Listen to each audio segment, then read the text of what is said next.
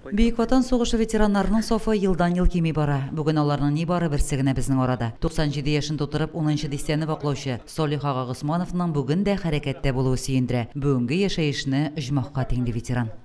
Ең основный жыллардан ішпасын. Жыллардан бар нәрседе бар, оқшарға сәрге Аллаға шүкір қадір неден ипеге ерісі yok, бақалыға барып, мүслимге барып, Аллаға шүкір, бүтін әйбірді жеткен. Жылларға тынышлық қына берсін, именлік. Район башлығы ветеранға ең жылы тіләклерін жеткірді. Салих абыйлар өрнегінде еш бұнның патриотик рухта өсуінде білгілеп өтті.